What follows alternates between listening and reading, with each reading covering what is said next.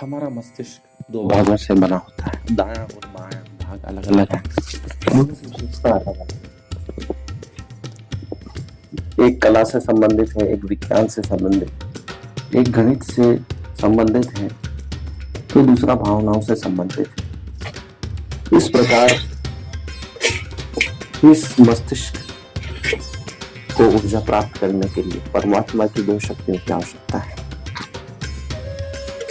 हम श्री राम और माता सीता जब स्पर्श करते हैं तो दो अलग अलग शक्तियां हमारे मस्तिष्क को स्पंदित करती है, ऊर्जा देती है और वह प्रतिदिन हमें नवीन कार्य करने की प्रेरणा देती है। इसलिए प्रति दिवस मंदिर में जाकर शिव शक्ति का, राम सीता का, लक्ष्मी नारायण का भोग देते हैं, क्योंकि एक ऊर्जा प्रवाह हमारे शरीर में हमारे मन से होती है, आत्मा तक होता है और आत्मा बलवती होती है। जिस प्रकार बैटरी को प्रतिदिन चार्ज किया जाता है, मोबाइल चार्ज करते हैं या कार की बैटरी को चार्ज करते हैं या इन्वर्टर की बैटरी चार्ज करते हैं, जिससे हमारे मस्तिष्क को भी नवीन ऊर्जा की प्रतिदिन आवश्यकता होती है। नहीं तो हम कमजोर महसूस करेंगे, हमारे विचारों में प्राण नहीं होगा, ऊर्जा नहीं होगी। यह ऊर्जा हमें मंदिर में जाकर मिलती है। इसलिए हमारे ऋषि मुनियों ने, विद्वानों ने मंदिर की अवधारणा का विकास किया। प्राचीन काल में देवता प्रत्यक्ष थे तो उसे प्रतिदिन मिला जा सकता था। इसलिए आज भी हरिद्वार में हरिद्वार नामक स्थान है जहाँ से कहते हैं कि देवताओं का क्षेत्र प्रारंभ होता है। उसके बाद जाने पर हमें देव क्षेत्र, देवभूमि हरिद्वार मिलती है जहाँ देवता निवास करते हैं, क्योंकि प्राचीन काल में देवता प्रत्यक्ष थे, उनसे ऊर्जा प्राप्त करना आसान था। लेकिन कलयुग तक आते आते देवताओं के दर्शन होना दुर्लभ हो गया। इसलिए मंदिरों का निर्माण हुआ था कि हम वहां विराजित परमात्मा की ऊर्जा को प्राप्त कर सकें। इसलिए प्रतिदिन मंदिर जाना आवश्यक है और शिव शक्ति, राम सीता या लक्ष्मी नारायण, ब्रह्मा सरस्वती, ये जो दो शक्तियां हैं उनकी ऊर्जा से मस्तिष्क के दोनों भागों का विकास करते हैं। आवश्यक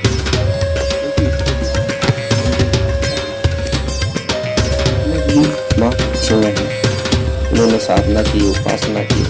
गांधी जी भी प्रतिदिन प्रार्थना करते थे एक नवीन ऊर्जा प्राप्त करने की, एक नवीन दिशा प्राप्त करने की, एक नवीन विचार प्राप्त करने की। उसी के बल पर वे अंग्रेजों को भगा सके, देश को आजाद करा सके।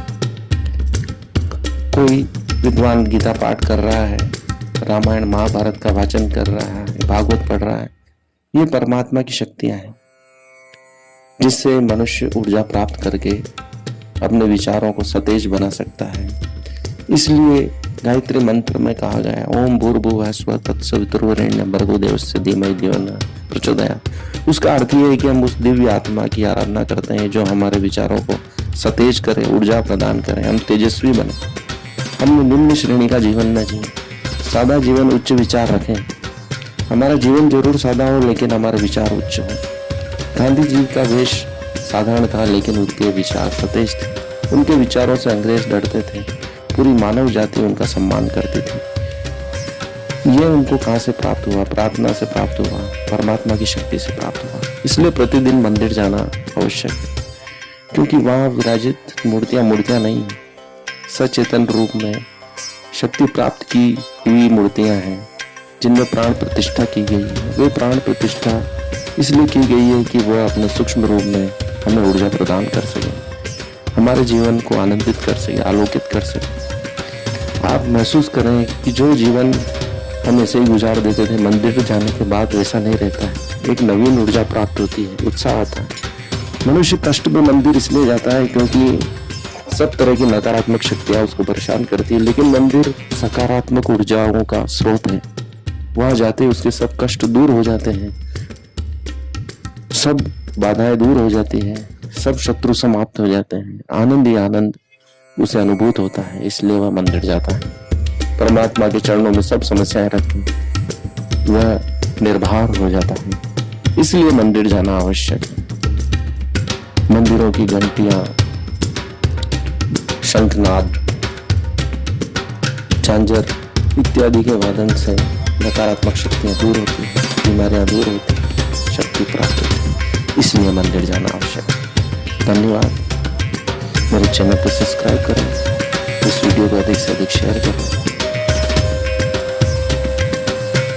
मेरी बातों को इतनी देर तक सुनने के लिए धन्यवाद। आपके सभी के बैठे हुए परमात्मा को प्रणाम।